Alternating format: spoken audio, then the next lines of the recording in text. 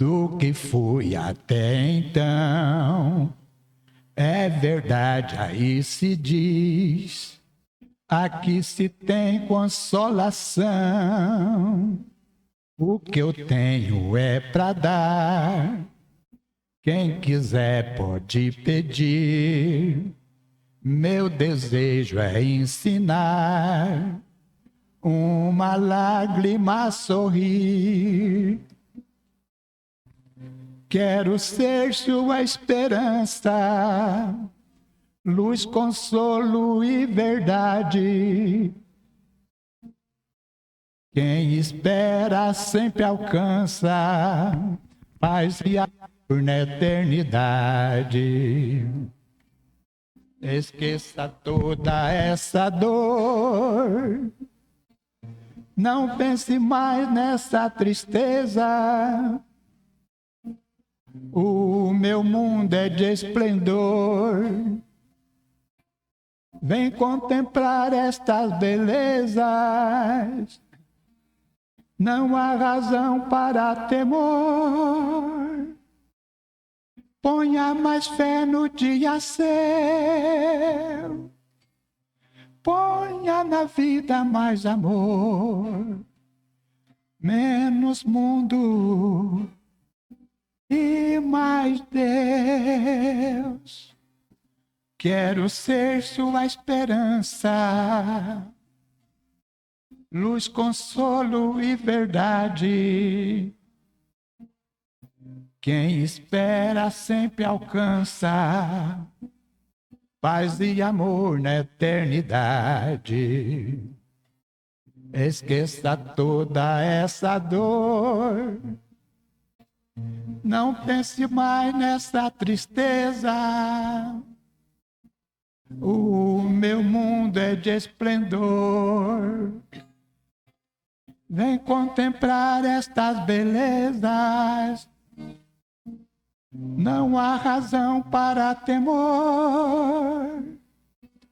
Ponha mais fé no dia ser. Ponha na vida mais amor. Menos mundo e mais Deus. Amor é Deus. Amor é Deus.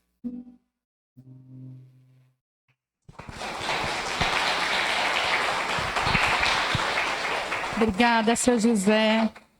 Muito obrigada, sempre com muito carinho. Palavras musicadas entram no nosso coração ainda mais fortemente. Antes da gente iniciar a nossa prece, só um recadinho para quem está em tratamento ou quem quer iniciar um tratamento, precisa passar pela entrevista. E as entrevistas já são feitas a partir de agora, tá? Só procurar pela nossa tarefeira que está ali com a prancheta. Ela vai indicar vocês, vai chamar vocês no horário certo durante a palestra também, tá bom? Então, quem quiser só entrar ali na fila com ela. Então, vamos aproveitar esse momento. Convido a todos para se sentarem confortavelmente. Fecharem os seus olhos, aproveitando esse momento de silêncio. E direcionar o nosso pensamento a Deus, nosso Senhor. Colocando em suas mãos os nossos corações e pedindo que ilumine os nossos caminhos, os nossos pensamentos, equilibrando as nossas emoções, para que possamos passar pelos desafios, pelas nossas aflições, com a sua tranquilidade. Que tenhamos o poder, a clareza do entendimento, que possamos entender os seus sinais, Senhor, com tudo que o Senhor coloca em nossas vidas, nos fortalecendo nessa fé, acreditando em seus desígnios e nos propósitos dessas aflições e desafios, nos fortalecendo para que possamos sempre sairmos melhores, evoluídos e mais próximos do amor maior de Deus. Que possamos seguir o Evangelho de Jesus em nossas atitudes, em nossos pensamentos, em nossas palavras. Que assim seja, graças a Deus. E nesta manhã, então, começando fevereiro, nós temos hoje conosco o Luiz Henrique, que é tarefeiro da casa, é médico, e vai trazer para a gente um assunto muito bacana, que é a visão espiritual do Alzheimer, o que a doutrina nos diz sobre o Alzheimer. Luiz, bem-vindo. Bom dia a todos. Pode apagar. Isso.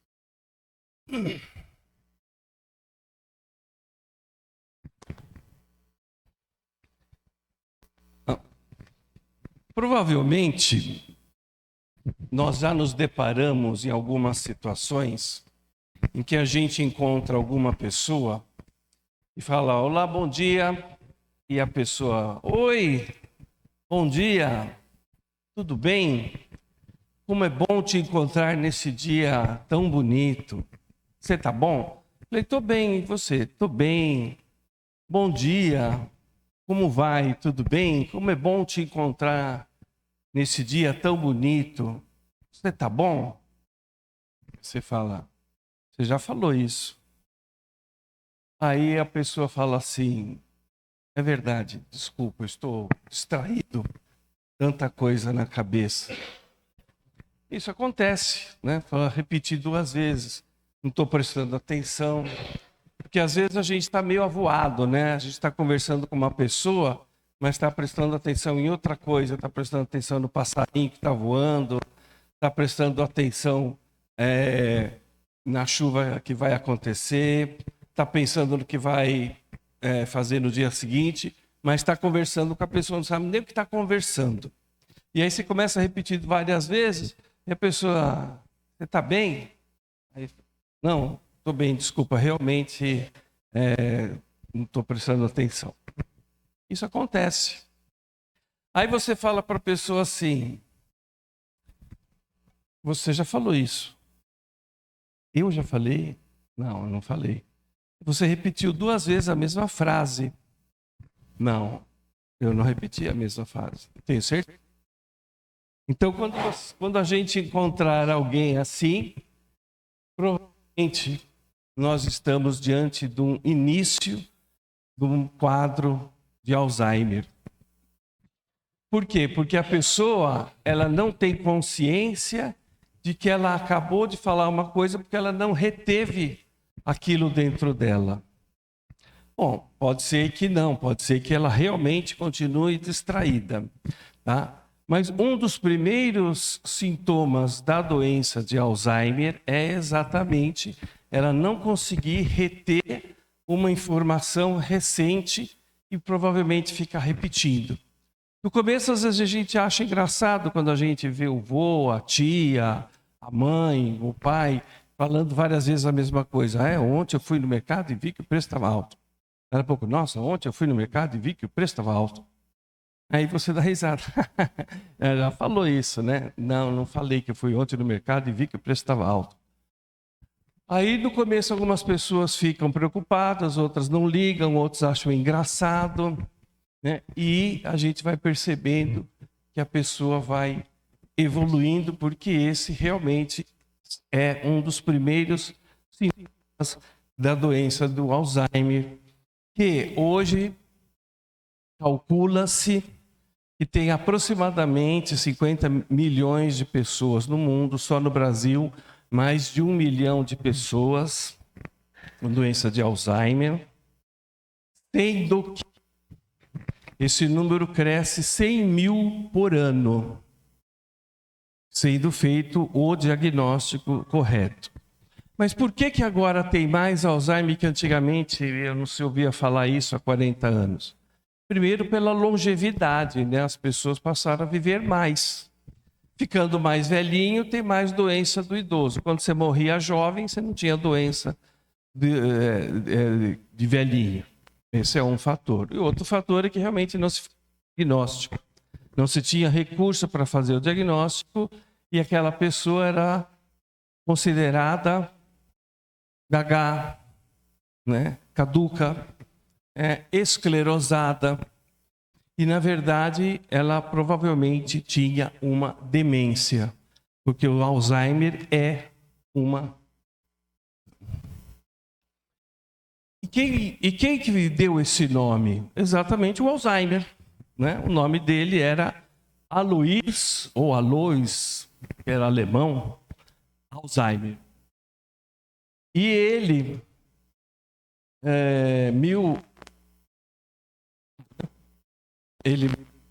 de 15, né? Nasceu em 1865. E ele, no começo do século, ele era um médico neurologista lá na Alemanha, e ele começou a cuidar de uma mulher que estava com sintomas de demência. E ele se interessou pelo caso, pelo comportamento dela, pelo comportamento de esquizofrenia, pelos esquecimentos, e ele começou a acompanhar ela durante 5 anos até o falecimento dela. Quando ela faleceu, ele foi lá e fez um estudo histopatológico na necrópsia do cérebro dessa mulher. Pegou, olhou lá no microscópio e viu que tinha alguma coisa estranha lá no meio dos neurônios do cérebro. Então ele percebeu que a doença não era uma doença psíquica, era uma doença neurológica, uma doença que tinha um componente estrutural dentro do cérebro que fazia com que o cérebro funcionasse de uma maneira diferente. Então aí ele estabeleceu essa doença que tinha essas substâncias lá no cérebro, era um tipo específico de demência, no caso do demência do idoso. E aí então passou-se a conhecer como doença de Alzheimer ou mal de Alzheimer. O mal de Alzheimer é um tipo de demência. Ele não é o único. A demência é quando existe uma alteração nos fatores cognitivos da pessoa. Não é só o esquecimento. A gente pode esquecer algumas coisas. A gente não consegue lembrar, às vezes, o nome de uma música. E aí a gente fica tentando lembrar o nome de uma música o dia inteiro. Enquanto a gente não lembra o nome daquela música, a gente não sossega. De repente, lembrei. Né? Isso simplesmente é uma dificuldade em localizar onde a gente colocou essa informação. Porque você perder a memória é uma coisa, você ter dificuldade de lembrar é outra. Memória é uma coisa, lembrança é outra coisa. Memória é a capacidade de reter informação, de reter aprendizado, de reter conhecimento. E a lembrança é a capacidade de resgatar essa informação. Então, por exemplo, se eu tenho na minha casa talheres, prato, eu vou guardar onde? No armário da cozinha. Se eu tenho roupa, sapatos, meia, vou guardar no guarda-roupa. Se eu tenho chave de fenda, alicate, parafuso, eu vou guardar caixas lá na lavanderia. O dia que eu quiser localizar, eu vou procurar onde eu guardei. No entanto, se entra alguém na minha casa e leva a minha blusa azul, eu vou lá procurar a minha blusa azul e não vou encontrá-la. Eu não perdi a capacidade de procurar a blusa azul, mas não adianta, eu não vou achá-la porque ela não está ali. Aí no dia seguinte alguém entra e leva a minha blusa amarela. Aí eu quero usar a blusa amarela. Vou no armário, procuro a blusa amarela e não acho a blusa amarela. Eu não perdi a minha capacidade de procurar a blusa amarela, mas não adianta. Eu não vou achá-la, porque ela está ali. Até que um dia esvazia o meu guarda-roupa. Aí eu vou procurar as minhas roupas e não acho. E procuro na casa inteira e não acho, porque essas roupas não estão mais na minha casa. Então eu perdi o meu armazenamento, mas eu não perdi a minha capacidade de procurar as minhas roupas, mas eu posso procurar, eu não vou achar. Quando a pessoa vai perdendo a memória, ela vai perdendo o armazenamento. Então ela começa a procurar no cérebro dela onde ela guardou e ela não acha. Então ela fica, lembra dele? Ela está procurando no cérebro. Mas eu já te vi em algum lugar, não vai, por quê? Porque apagou aquele registro, não apagou a lembrança, mas ela não consegue lembrar porque ela não tem mais aquele arquivo. Esse arquivo foi deteriorado. Quando a gente começa a perder esses arquivos, aí a gente vai entrando realmente no processo de demência. Mas não só da memória, porque os fatores cognitivos não estão relacionados só à memória. As demências estão relacionadas a uma série de fatores cognitivos que são muito estudados na neuropsicologia, na pedagogia. A memória é o raciocínio lógico, a capacidade de se localizar no tempo e no espaço é outra. Então, são vários fatores que a pessoa vai perdendo em umas regiões específicas do cérebro. Então, se a gente for fazer um teste neuropsicológico, primeiro a gente tem que saber qual que é o nível de escolaridade da pessoa, né? Se você falar a pessoa é totalmente analfabeta e eu der uma continha dessa, não sei, está com problema cognitivo. Não, eu tenho que conhecer qual é o problema. Ela falou, quem que está aí para fazer o teste? É o senhor Albert Einstein. Então eu vou fazer um teste mais complicado para ele, né? Para eu poder ter certeza que ele que está com o seu raciocínio lógico em dia. É uma pessoa simples, então vamos lá. O que é isso? Uma maçã, uma banana. Muito bem. Agora, você pergunta para mim, o que é isso? Alguém sabe? Eu não tenho nem ideia. Me deram essa foto aí, eu não sei nem o que é. Aí fala assim, você está com um problema cognitivo. Não sabe o que é um jambo? Não sabe o que é uma fruta do conde? Você está com um déficit cognitivo. Então é necessário conhecer qual que é o nível que a pessoa tem para saber o que ela está perdendo. Se eu falar para todo mundo, apenas diga a cor de cada palavra, vai ficar difícil, né? Você vai aqui, qual a cor? Esse aqui é o... e esse é o... Então, aí a gente vai fazendo o teste neuropsicológico para saber qual é a capacidade de cada pessoa. Por exemplo, eu chego para a pessoa e falo assim, repita esse endereço, Rua Jurubatuba, 845, Sala 33, Centro de São Bernardo. Mentalmente, todo mundo consegue repetir? Não precisa falar. Todo mundo sabe o endereço que eu falei? Se conseguiu reproduzir, então conseguiu fixar o endereço que eu acabei de falar, né? Então você conseguiu reter pelo menos por aqueles segundos, né? O estudante ou o aluno, ele normalmente vai estudar um pouquinho antes da prova e ele vai ficar lá, estuda. Ele vai jogando tudo para essa memória, que é uma memória rápida. Ele joga lá num setorzinho do hipocampo, que é como se estivesse digitando no computador.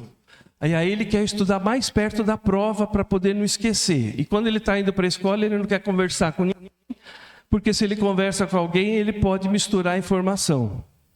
Aí ele fica ali. Aí quando ele faz a prova, termina a prova, ele, agora eu quero esquecer tudo, não quero nunca mais saber dessas contas, dessas fórmulas. No dia seguinte não lembra mais nada, porque ele não jogou para o seu HD. Ele não soube estudar, ele não soube fazer, ele estudou de última hora, aí ele vai ter que fazer essa prova de novo na BP ou na recuperação, ou no exame. Ele vai ler, ele fala, nossa, nunca vi isso. Aí ele tem que estudar tudo de novo, porque ele não jogou. É como se a gente estivesse escrevendo no computador, e aí você desliga o computador e não salva. Aí quando você liga de novo, cadê a informação? A gente não lembra, porque a gente não consegue Nós não temos técnicas de memorização. A pessoa vai falando com você, você vai falando, você não guarda. Porque muita informação é desnecessária. O cérebro fala, isso aqui não é importante. Joga fora, isso é importante. Você encontra uma pessoa lá que trabalhou com você faz 10 anos. Aí você falou, oi, tudo bem? Como é seu nome mesmo? Aí você não lembra, né? Oi, Jacira. Aí a Jacira fala, esse aqui é meu irmão, Antônio Carlos. Oi, Antônio Carlos, tudo bem? Tudo bem, então, tudo bem? Onde você está? Eu estou lá, tá bom, então tá, tchau. Aí no dia seguinte você conversa lá com uma outra pessoa, fala, sabe quem eu encontrei ontem? A Jacira, ela apresentou o irmão dela, o Luiz Carlos. Não, Zé Carlos. Não, não lembro, algo assim.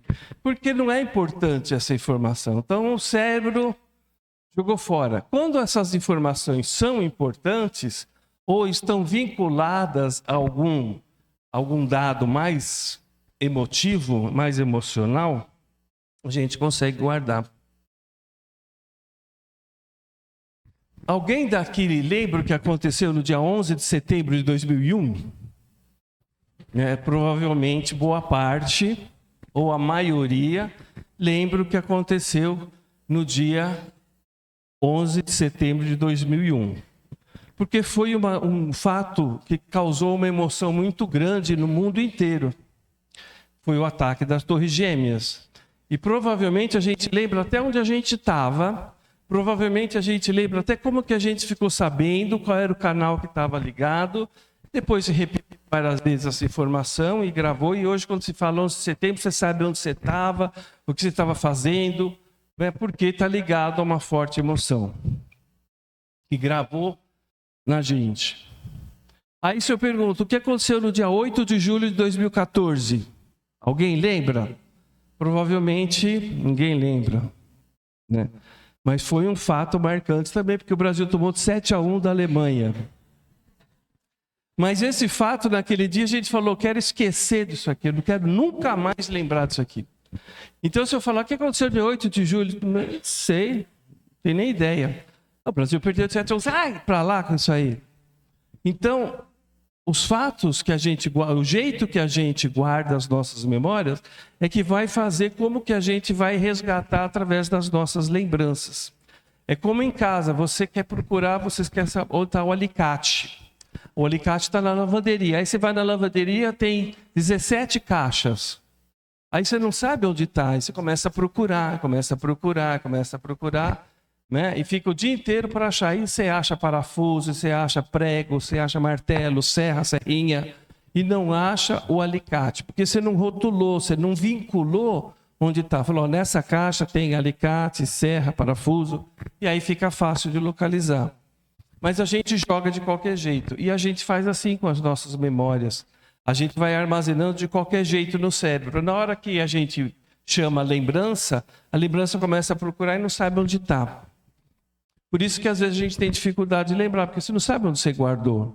Está lá em algum lugar do cérebro, né? E aí você entra lá. Aí a gente fala assim, não é possível, estou com Alzheimer porque não consigo lembrar qual é o nome daquela atriz que fez Odete Roitman em 1988, na novela Vale Tudo, da autoria do Gilberto Braga, direção de Denis Carvalho. E aí você fala, como é o nome daquela atriz que fez Odete Roitman? Quem matou Odete Roitman? Como é o nome daquela atriz? Hebe Camargo? Não. Lolita Rodrigues? Não. Como que é o nome daquela atriz? E você não lembra, passa o dia inteiro lá sem conseguir lembrar. Você lembra tudo. Você fala, estou com Alzheimer. Né? Aí você vai dormir. Quando você dorme, aí você acorda no meio da noite. Beatriz, né? Por quê? Porque quando a gente dorme, é a hora que a gente relaxa, é a hora que a gente consolida as nossas ideias e é onde a gente vem mais fácil. Por isso que métodos pedagógicos de estudo diz que a gente tem que estudar e depois dormir. Porque é durante o sono que a gente vai consolidar essas informações. Então daí a gente já vai ver uma das causas orgânicas da gente ir perdendo essa memória. Lembrando que demência é essa alteração dos fatores cognitivos. E existem várias. A demência vascular, que é quando progressivamente vai faltando oxigênio no cérebro. às vezes por vários AVCs, acidente vascular cerebral, micros AVCs, vão destruindo os neurônios, ou mesmo por causa da arteriosclerose. Né? Demência frontotemporal, que é aquele ator americano agora, está famoso lá, que vai perdendo a capacidade da linguagem com comportamentos agressivos. Demência por corpúsculos de Levy, que é um tipo de uma substância que é depositada no cérebro. Porém, a mais comum, né, que quando se fala em demência já se fala, é Alzheimer, que corresponde a 60% de todas as demências que existem no mundo. Mas demência não é uma característica do velhinho. Uma criança pode ser demente. Uma pessoa com tumor cerebral pode desenvolver demência. Uma pessoa que teve acidente vascular pode desenvolver uma demência, pode ser até jovem.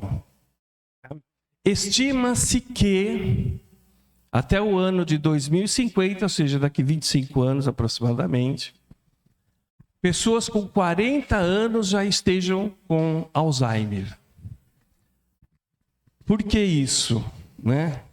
Resgate atual, forma de viver, comportamento, alimentação. O que está acontecendo que esse número está aumentando cada vez mais? Então, o que vai acontecendo na doença da memória? Perda da memória é o que todo mundo lembra. Primeira coisa, perda da memória, ele não consegue se lembrar. Ele fala, daqui a pouco ele fala de novo. Mas ele pode se perder dentro de casa. Ele fica andando dentro de casa e não sabe onde é o banheiro.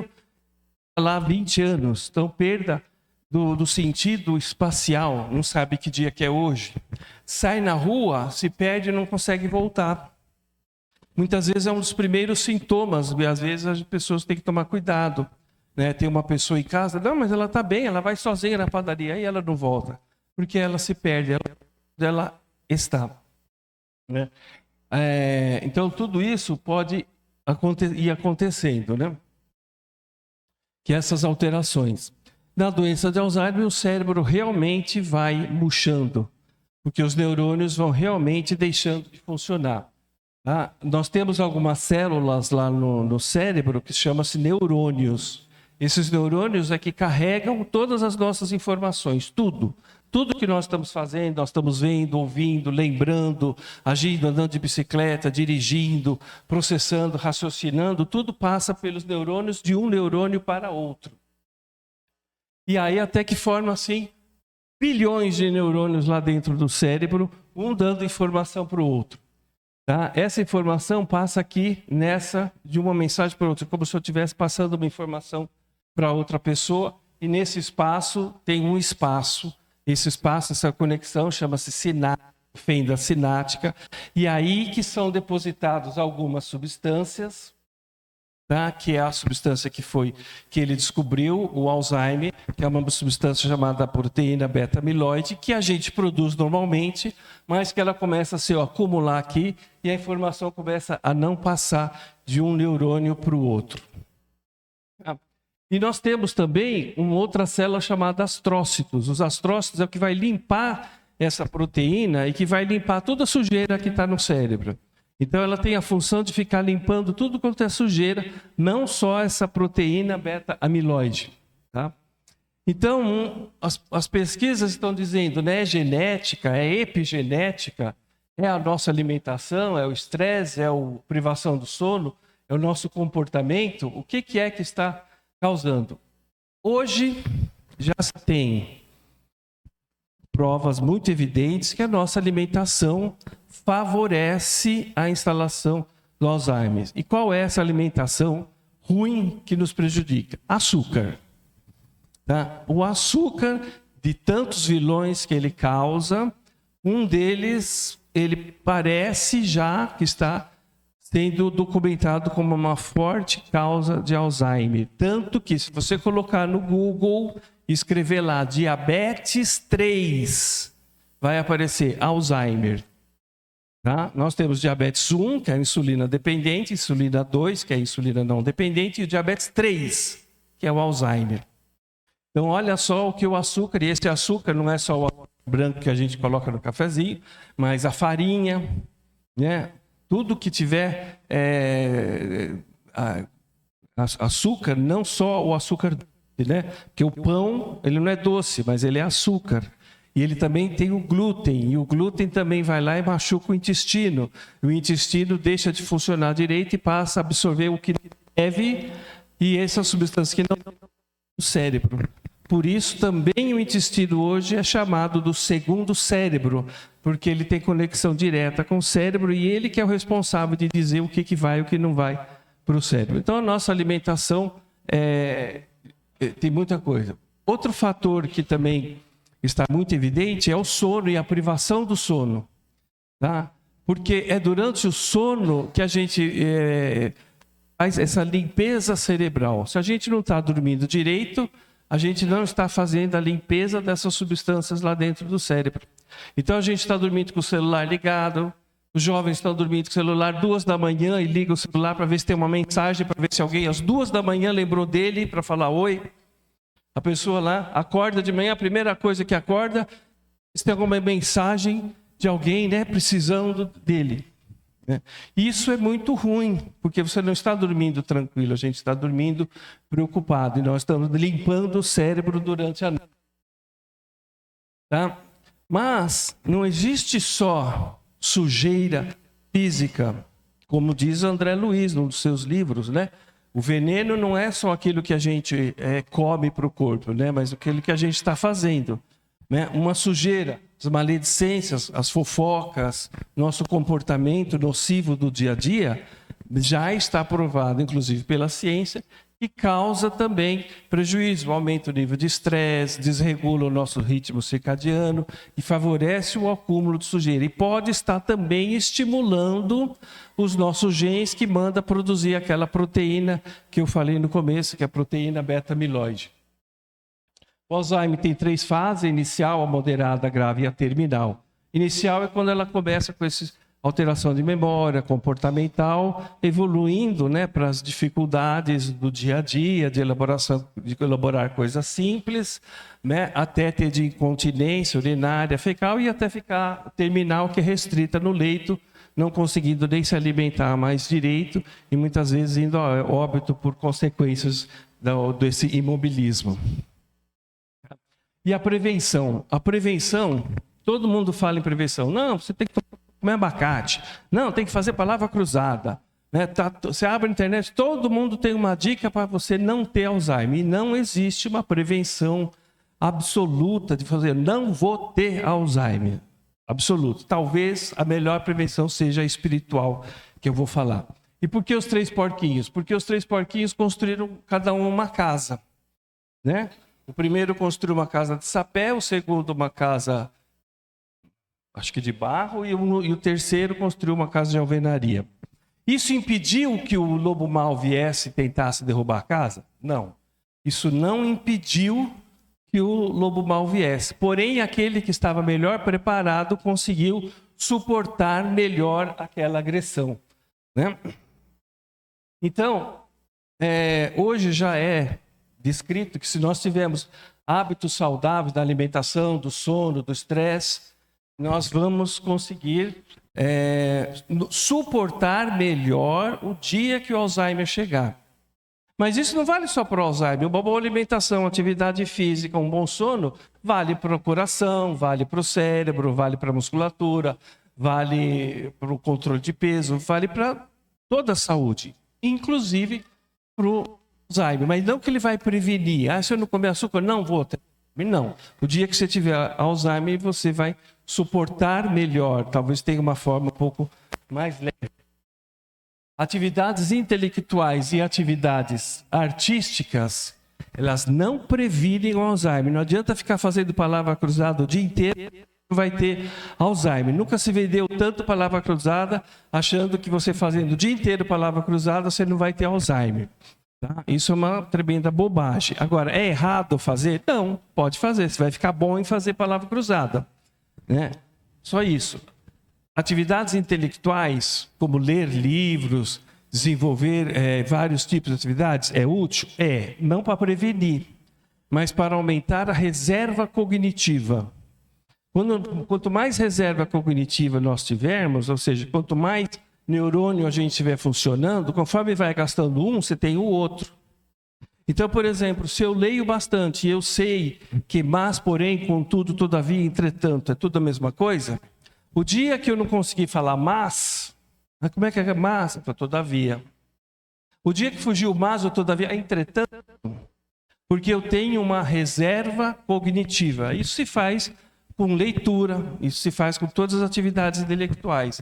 Ele faz com que aumente a nossa reserva intelectual, assim como atividades artísticas. Aprender música, aprender um instrumento musical, sempre é útil. Se você pegar uma pessoa com Alzheimer, conversar com ela, ela não sabe, mas se colocar um cantor para cantar uma música, ele vai cantar a música inteirinha. Se cantar parabéns a você, ele não sabe mais falar, não sabe mais nada, mas ele canta parabéns a você de ponta a ponta. Né? Então, pelo menos, né, que tenha um Alzheimer, esteja feliz cantando. Né? E como conviver, como lidar e como tratar. O Alzheimer, sem dúvida nenhuma, é de resgate para a família. Muito mais para a família do que para a própria pessoa que está com Alzheimer. O familiar que vê o seu pai ou o seu irmão ou alguém muito próximo com a doença de Alzheimer, ele começa a mudar totalmente o seu estilo de vida. A pessoa que está com Alzheimer nem sabe que está com Alzheimer. Quando nós estamos doentes, nós queremos nos tratar. Quando a gente está com uma dor de estômago, você quer sarar com a dor de estômago. Quando você está com uma dor de cabeça, você quer sarar a dor de cabeça. Quando você está com uma ferida na perna, você quer sarar a ferida na perna. Quando você está com Alzheimer, você está nem aí. Você nem sabe que está com Alzheimer. Mas as pessoas que estão do lado querem, estimula. Mãe, faz isso, faz aquilo, não faz aquilo. E fica preocupado. Vai lá, está na cozinha, vai pegar uma faca. Não vai, saiu, vai se perder. Então, a família fica realmente mais desorientada. Uma prova muito mais para a família do que provavelmente para a própria pessoa. E para a pessoa que tem, sobre o ponto de vista espiritual, ajuste de consciência, uma prova, uma expiação. O espírita gosta muito de falar de expiação, né? A gente tem que tomar cuidado com isso, né? Eu tenho uma cirrose hepática porque eu bebo bastante. A culpa é da outra vida. Não, a culpa é dessa. Você que estava bebendo dessa vida, você ficou com cirrose. Não queira culpar a outra vida. Esquece o que aconteceu na outra vida e vamos fazer o que está acontecendo nessa vida. Todo mundo já teve seu time na vida.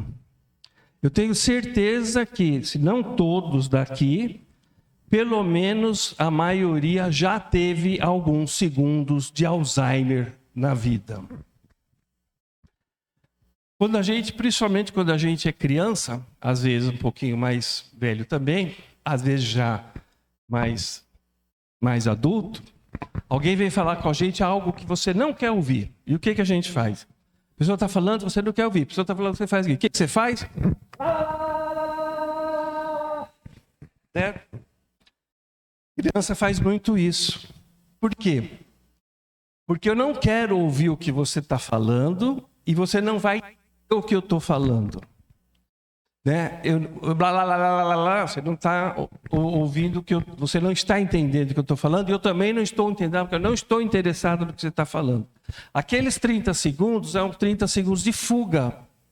São 30 segundos que a gente foge, entra dentro de si e fala assim, eu não quero saber do que está acontecendo.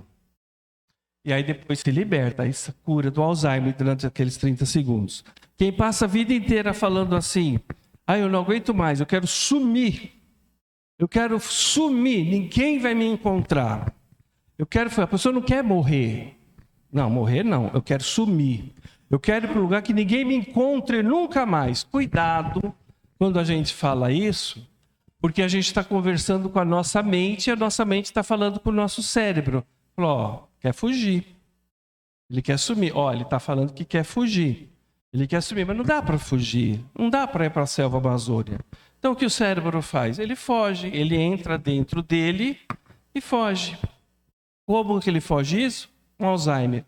Cuidado com as palavras quando a gente fala, eu quero subir, quero desaparecer, não aguento mais, eu quero sumir. E a gente some. O corpo manda na gente, a nossa mente manda. Essa é a principal causa do Alzheimer. Se a gente quiser viver, se a gente quiser enfrentar todas as responsabilidades, que a gente quer nos perdoar, que a doutrina ensina isso, que a gente quer nos perdoar, e perdoar não é assim, estou fazendo bobagem, está desculpado, fiz de novo, está desculpado. Aí de novo, está desculpado. Nossa, eu pratico o auto-perdão. Eu me perdoando todo dia.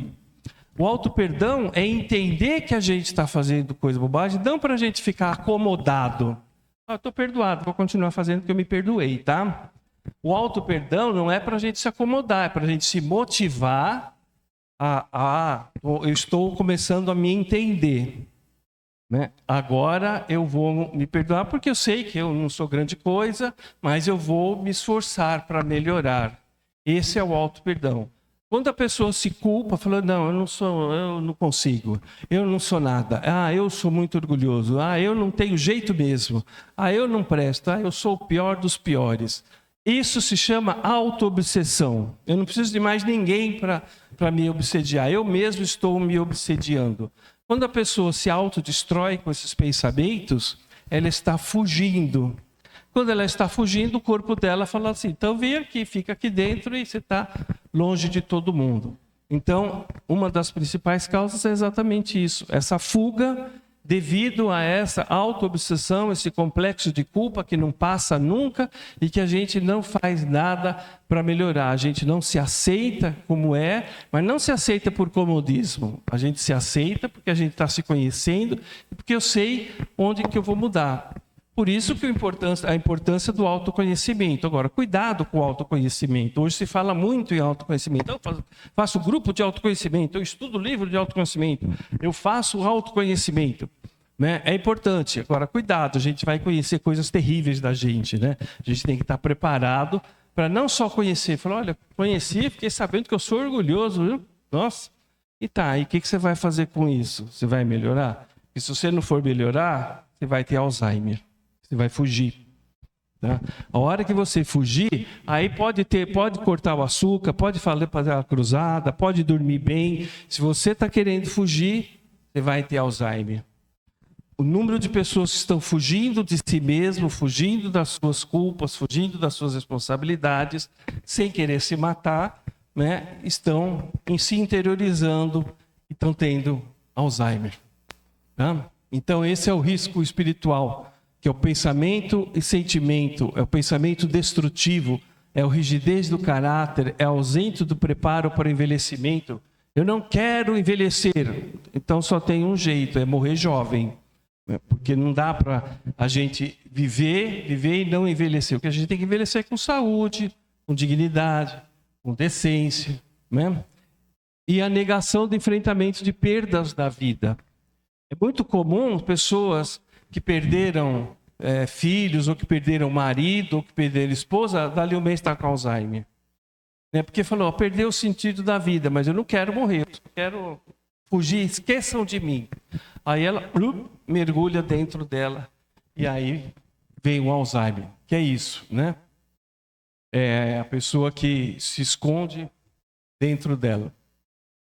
E os níveis de preocupação, que é os níveis de estresse, que a gente tem que ter, claro que a gente tem que ter preocupação, que a gente não tem que ter preocupação exagerada. Meu filho saiu, são 2h da manhã, não volta, o telefone não atende, eu não vou ficar preocupado? Vai. Tá? Agora, a vizinha não voltou, né? O que será que aconteceu? Né? Parece que entrou gente na casa. Eu estou preocupado com coisa que não tem o mínimo sentido. Né? Esse nível de preocupação, às vezes esse nível exagerado de estresse, muda totalmente o nosso ritmo circadiano, muda a melatonina, muda o nosso nível de sono, aumenta o cortisol e faz jogar essas proteínas beta-amiloides lá no cérebro. Então, cuidado com o exagero da preocupação. E uma das coisas que a gente pode fazer é exatamente estar aqui, né? Procurar refúgio, saber das nossas fraquezas e procurar uma casa de apoio. Essa é uma casa de apoio. Tem gente que prefere ir na igreja, lá ela se sente bem, ótimo. Tem gente que prefere ir no templo budista, perfeito, está se sentindo bem lá, está se sentindo confiante, ótimo.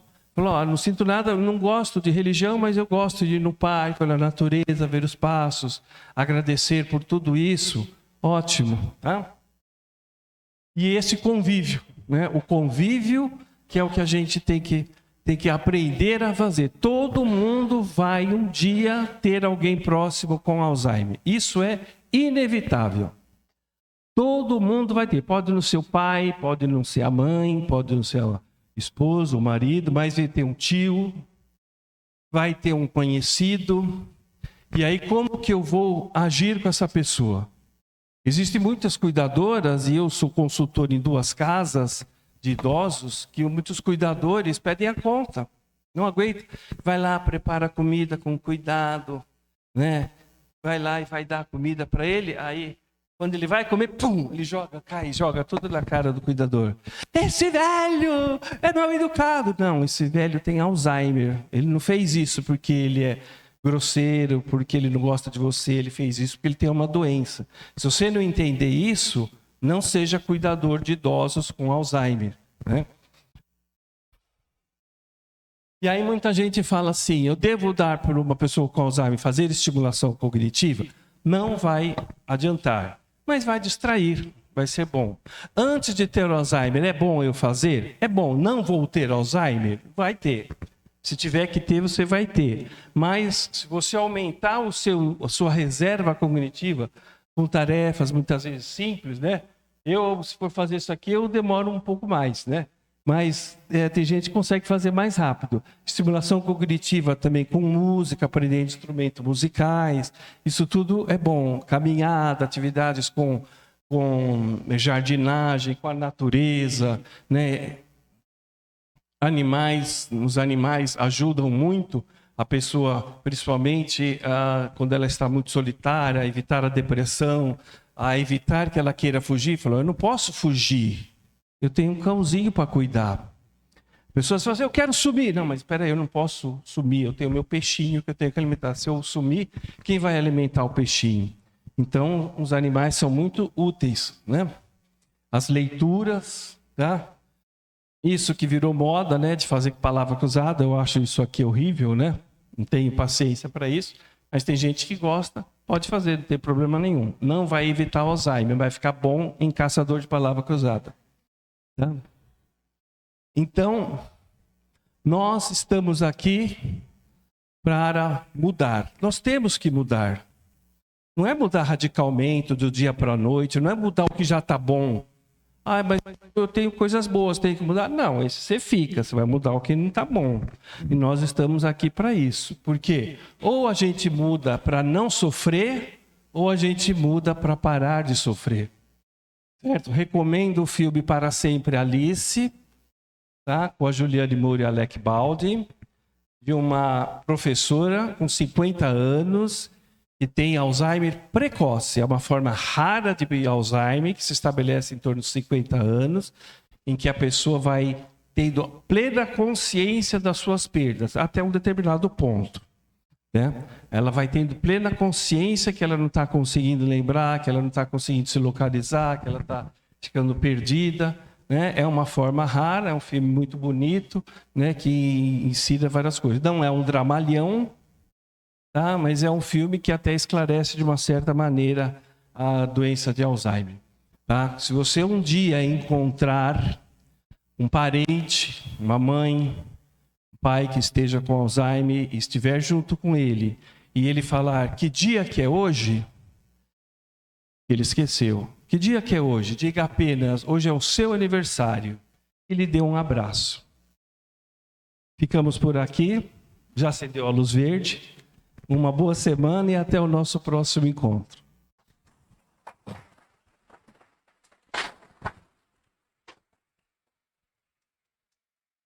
Muito obrigada, Luiz, pelas informações. Agora os nossos tarefeiros estão caminhando para a Câmara de Paz para poder se preparar para nos atender.